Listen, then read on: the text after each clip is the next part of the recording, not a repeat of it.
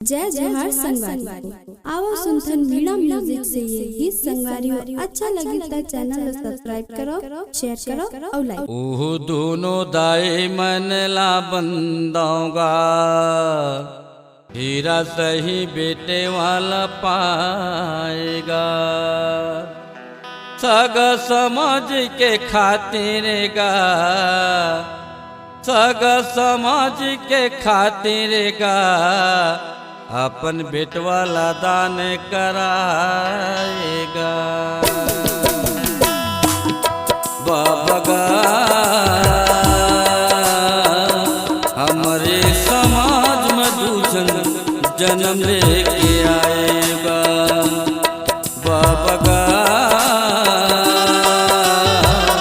हमारे समाज में दूसर जन्म लेके आएगा। बाबा हमारे समाज में दूसर जन्म लेके आएगा। हमारे समाज में दूसर जन्म लेके आएगा। धन भाग्य वदाई मन के हो, धन भाग्य वदाई मन के ओकर बेटे वा कहाएगा। बेटे वा कहाएगा। बाबा हमारे समाज में दूसर जन्म लेके आएगा। बाबा हमारे समाज में दूसर जन्म लेके आएगा। हमारे समाज में दूसर जन्म लेके आएगा।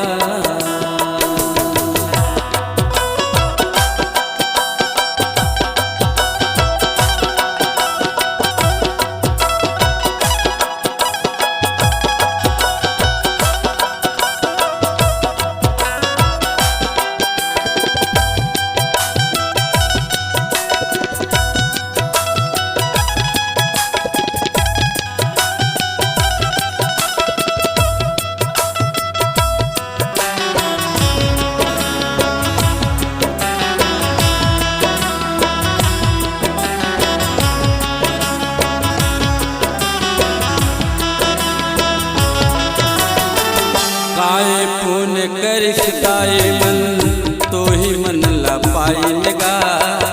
जन्म देह के बेरा का सुख दुख पाएगा।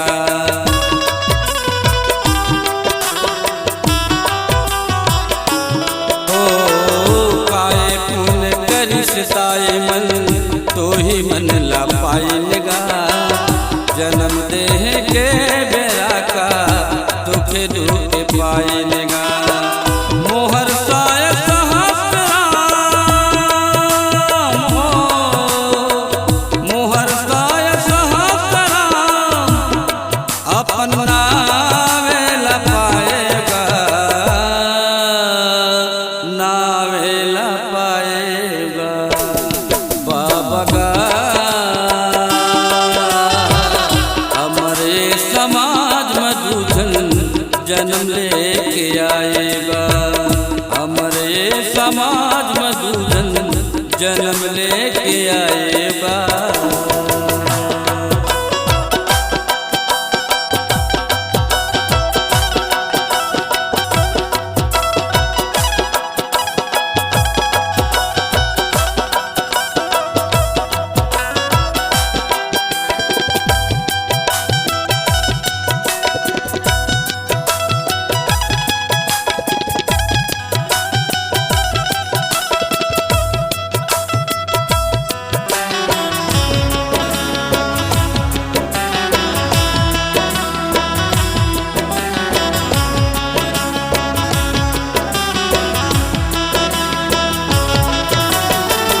समाज सेवा पर तुहर कैसे मन में जागा।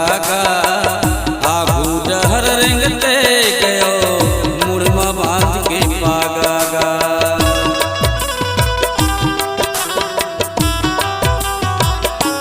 ओ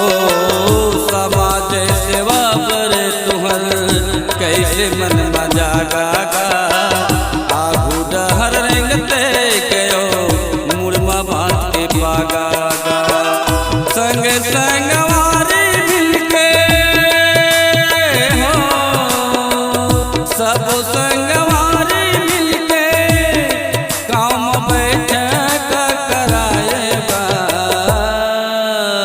बैठक कराएगा बाबा का हमारे समाज में दूजन जन्म लेके आएगा हमारे समाज में दूजन जन्म लेके आएगा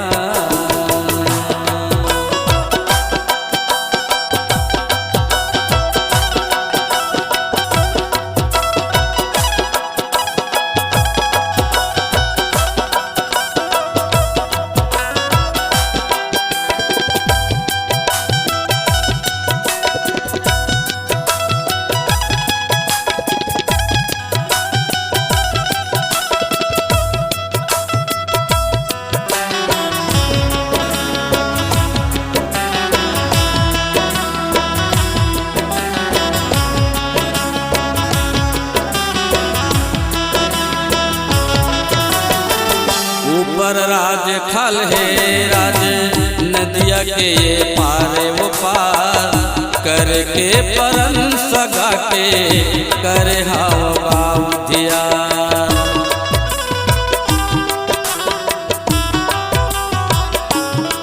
ऊपर राज खल है राज नदिया के ये पारे वो पार करके परन सगा के करे हाव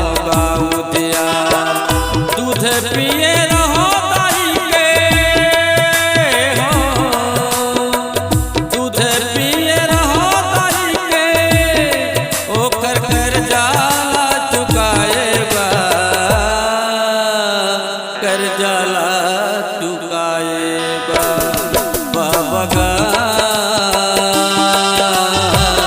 हमारे समाज में दूजन जन्म लेके आएगा हमारे समाज में दूजन जन्म लेके आएगा धन भागे वदाई मन के हो धन भागे वदाई मन के ओकर बेटेवा कहाएगा